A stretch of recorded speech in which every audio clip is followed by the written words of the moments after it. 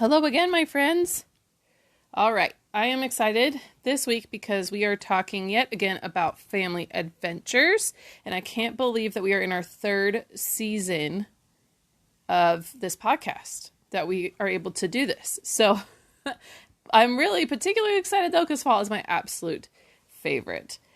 Honestly, I kind of am just a one-stop shop in these episodes. I know they're not everyone's cup of tea, but I just love to share some ideas of how to even make family activities happen, make it the planning a little bit easier, but also some specific ideas for each season and specific resources that I use to help come up with ideas.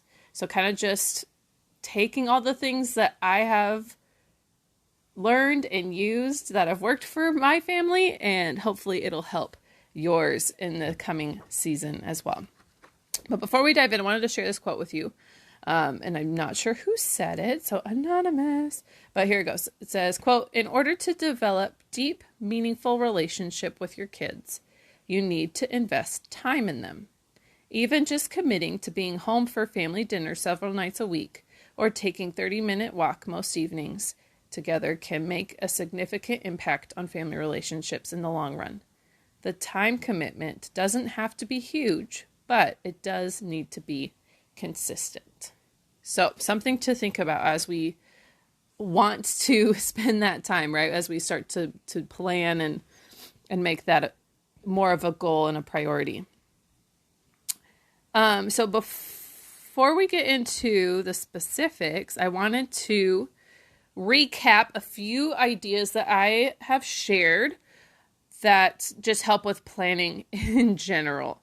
So if you aren't good at making family activities happen, or if you find that it's just a struggle, like it's pulling teeth to get people involved and excited, hopefully these will be helpful. So here we go. There's 5 of them. Number 1, Pinterest is your friend, my friends. I've said it before. I'll say it again. But they have bucket lists by season. You just type in fall bucket lists and poof, like they've got them galore. And I love just picking one out and printing it up, putting it on the fridge or posting it somewhere that's easily seen in the house, so that if we find ourselves with some free time, we're bored, don't know what to do, or we just have kind of run out of ideas, we can go look at that list and pick one out. Number 2, I highly recommend, if you haven't already checked them out, the Adventure Challenge. They are on Instagram. You could totally just look them up and see what they're all about. But they have these books, and there's some that are dedicated to friends and couples, but there's one that's for family specifically. And it's kind of a mystery. You scratch off to reveal your prompt of what you're going to be doing together. And then there's a little space where you can kind of write about it or include a Polaroid. So it kind of can become a little scrapbook of family adventures. What's ideal for fall specifically, though, is there are ideas that are weather conscious, that are indoors, budget friendly, and it's organized really well so you can pick them out based on those things. Number 3, brainstorm as a family. So one of the things that our family does is a family home evening once a week, where we kind of just plan to not have plans. We plan to all be home and we do something together. Sometimes we'll do like a little like spiritual thought, right? We'll do something that's church related, and then we'll do an activity together. And so sometimes it's just staying and watching a movie. Sometimes it's going out and doing something, playing board games. It's more just, it's not a full-on family adventure. It's a little bit more simple, something that can be done in just an evening during the week. So sometimes I like to just take one of those and just ask, especially at the beginning of the season, ask my family what they want to do. If there's something that they would like to do in the upcoming season. I find the older that my kids get, they remember things from past seasons that they're like, oh, that was really fun. Like, we should make that a tradition kind of thing. We'll just kind of work together, right? I think that that's a huge thing, is to make sure like you and your partner both want to make it a priority to have time as a family. I think it's so much easier. It can be done with just one of you, but it's so much easier when you're both on the same page and want to make it happen. And then why not include the kids? And we can continue on that note here for just a second. Number 4, make note of kids' interests and find activities to do based on that. So for example, my oldest Noelle, she is 6. She loves art. She is the artist of the family. She is that kid that is constantly drawing, always has a notebook on her. So we've done like the city art days where they have like the different booths of all the different art mediums and you can come try things out. We've looked at art exhibits. We've planned regular crafting projects. And then number 5, make traditions a priority. So if there is something that you've done as a family already that has worked and you've liked, you could always fall back on that. Or if there's something that you did as a kid with your family that you enjoyed, that is a great place to start.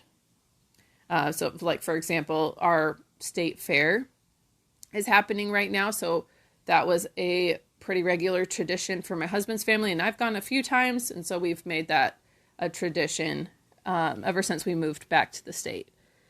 And so our kids have come, it's become an expectation, right? This tradition. There are a lot of challenges, though, with fall family time because school has started back up, sports have started back up, the weather is less than ideal, there's less daylight. But stick to your guns, make your commitments, ask for help. There is so much opportunity with the change of seasons and the holidays that are down the line to have so much fun and make so many memories. So with that, let's get into some specific ideas.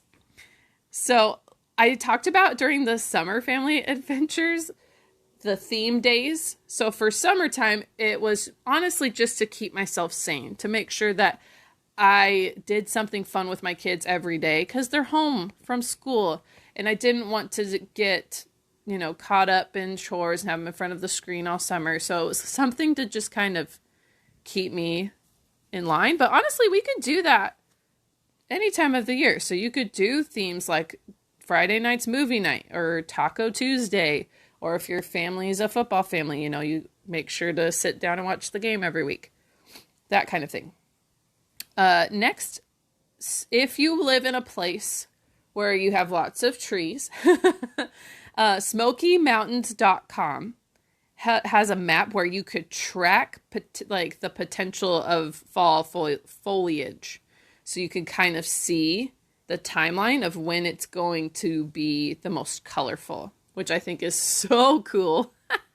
So if you want to take family photos or go for a scenic drive or go out hiking, you can make sure you get those good views. So SmokyMountains.com.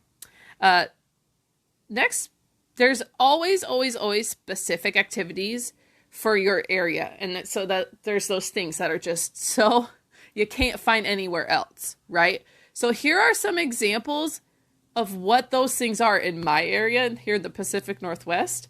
So it's something that I just highly encourage you to do is do some research. Don't be afraid to just straight up Google some things.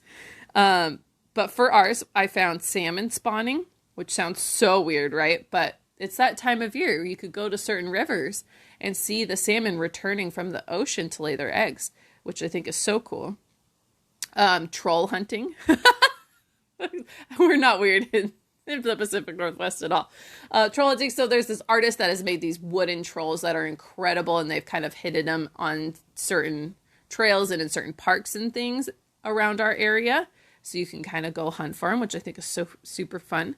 Obviously, hiking, geocaching, scenic train rides, fairs, and obviously haunted attractions and pumpkin patches and all that good stuff as we get closer to Halloween.